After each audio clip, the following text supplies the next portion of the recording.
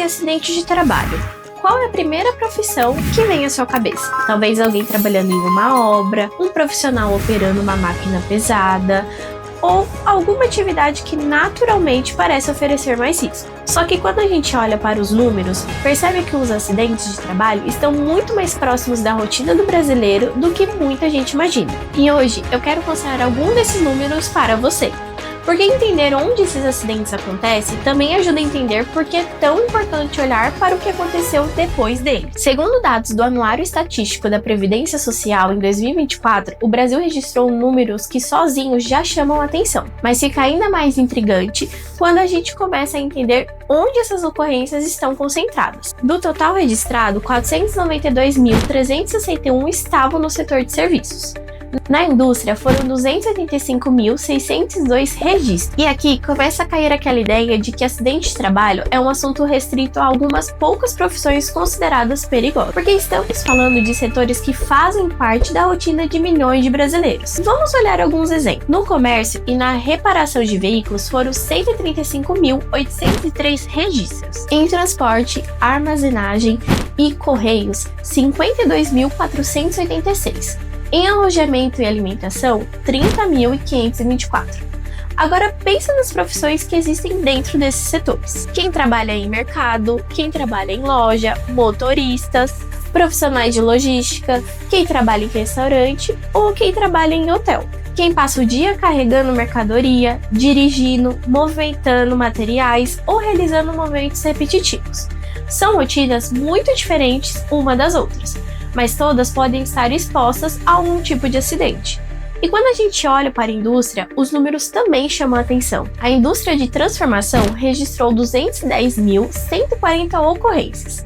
Na fabricação de produtos alimentícios e bebidas foram 59.151 e na construção 50.789 registros. Mas existe uma coisa importante aqui.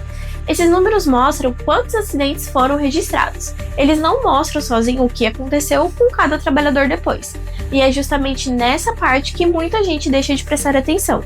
Porque um acidente pode acontecer em poucos segundos, mas as consequências dele podem continuar aparecendo durante muito tempo. Tem trabalhador que passa pelo tratamento, se recupera e retorna normalmente para a sua atividade. Mas também existem situações que alguma coisa muda. Talvez o movimento não volte a ser realizado da mesma maneira. Talvez seja necessário adaptar uma tarefa. Talvez uma limitação continue interferindo em alguma atividade que antes era assim. E é por isso que o histórico daquele acidente pode ser tão importante. Não estamos falando apenas de lembrar quando ou onde ele aconteceu. Estamos falando de entender quais informações existem sobre aquele período. Houve registro do acidente? Existem atestados? Laudos? Prontuários? Houve afastamento? Como foi o retorno ao trabalho? Alguma limitação permaneceu? A rotina profissional precisou ser adaptada? São informações que, quando organizadas, ajudam a construir uma visão muito mais clara sobre o que aconteceu com aquele trabalhador.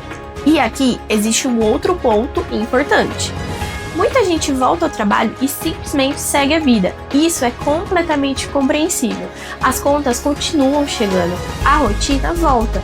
O trabalho precisa continuar. E aos poucos, aquela adaptação pode começar a parecer normal.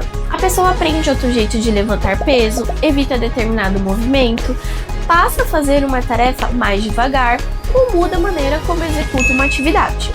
Depois de alguns anos, ela pode nem relacionar mais aquela mudança ao acidente que aconteceu lá atrás. Por isso, olhar para o histórico é tão importante. Não significa que toda pessoa que sofreu um acidente terá algum benefício. Também não significa que qualquer desconforto seja consequência daquele acidente. Cada situação possui características próprias e precisa ser compreendida individualmente.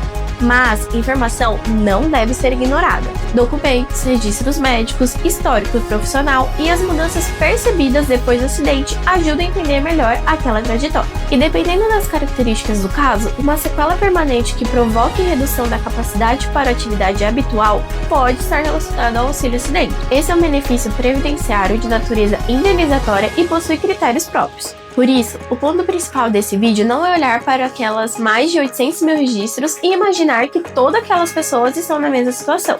Muito pelo contrário, os números mostram a dimensão do assunto, mas cada trabalhador tem uma história diferente. um acidente diferente, uma recuperação diferente e uma consequência diferente. É justamente por isso que informação e organização fazem tanta diferença. Na MDM Brasil, nosso trabalho está no suporte administrativo e informacional. Ajudamos na organização de documentos e informações para que cada pessoa consiga compreender melhor o próprio histórico e os caminhos administrativos relacionados à sua situação. Então, se você passou por um acidente, uma boa pergunta para começar não é apenas quando isso aconteceu. Pergunte também o que mudou na minha rotina depois daquele acidente. Essa resposta pode ajudar você a enxergar detalhes que, com o passar do tempo, acabaram sendo tratados apenas como parte da rotina. Se você gosta de conteúdos que explicam temas relacionados ao INSS de maneira simples e responsável, inscreva-se no canal da MDM Brasil e continue acompanhando os próximos vídeos. Até a próxima!